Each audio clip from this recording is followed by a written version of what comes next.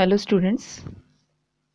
Students, in the first part of the chapter, we have studied about what is a political science, what is interdependence.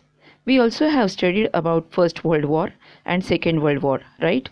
Now let's study Cold War from 1945 to 1991 and its effects in detail.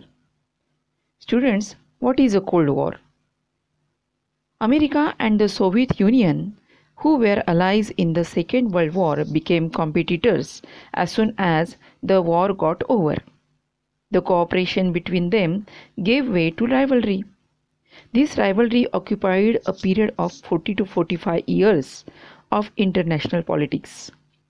There was no such a open war between them, but there was such a tension in their relations that it seemed that a war would erupt any time. The concept of Cold War is used to describe the condition where there is no actual war, but there are such tensions in the circumstances that they may be responsible to cause war. In this period, America was already a superpower, but the Soviet Union also tried to become a superpower by making nuclear weapons and by increasing its military might. The struggle for power, arms race, differences in ideologies, attitude of checkmating each other by strategies and counter strategies gave rise to the Cold War.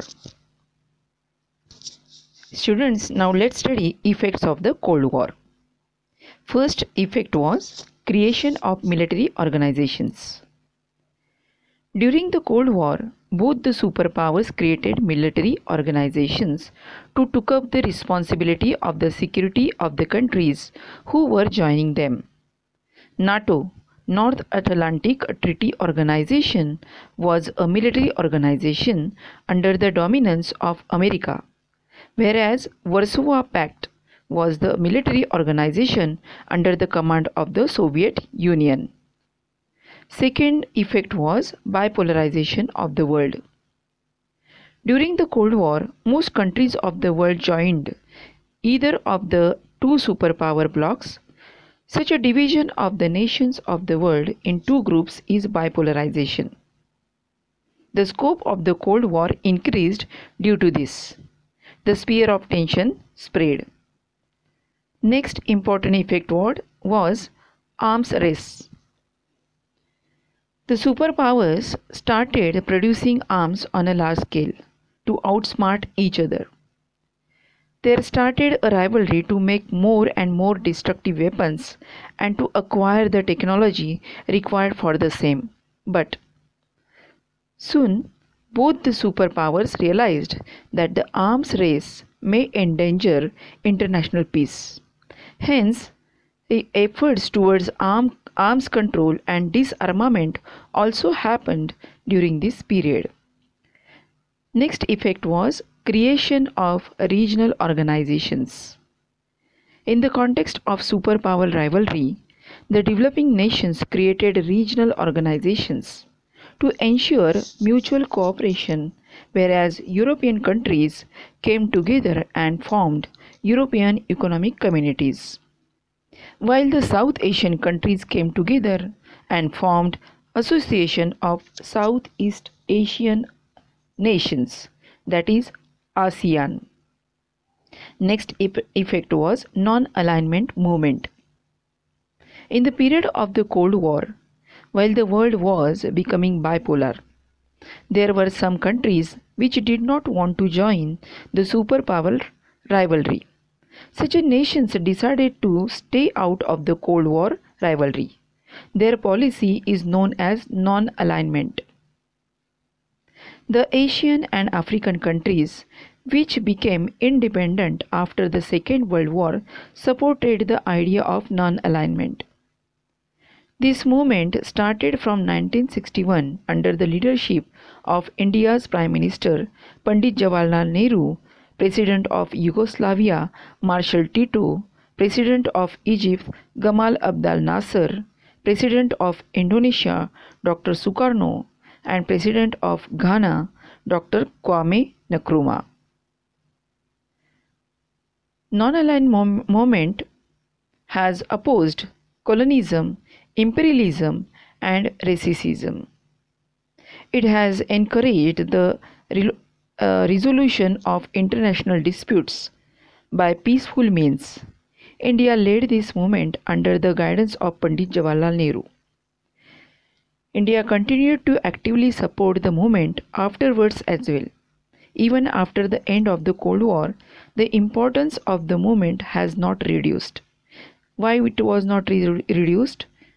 The non-alignment movement is based on eternal principles of humanism, global peace, and equality. And it was inspired the less developed countries to come together. It brought several new streams of economic and social changes into international politics. It gave these countries the confidence to assert themselves with a self-respect in international politics. Students, the Cold War that had dominated international politics since 1945 came to an end. There were many reasons for the end of the Cold War. As Soviet Union adopted the policy of opening up the economy, then the president of Soviet Union, Mikhail Gorbachev, implemented the policies of perestroika, that is a restructuring, and glasnost, that is a openness of their economy. The Cold War decisively ended with the disintegration of the Soviet Union. Several new nations were created out of this disintegration. Russia was the biggest country in the Soviet Union. Due to this important event, major changes took place in the world politics. For example, America remained the only superpower in world politics. All nations of the world decided to give priority to trade relations only. Environmental protection, fostering of human rights, gender equality, and management of natural calamities now acquired a global dimension.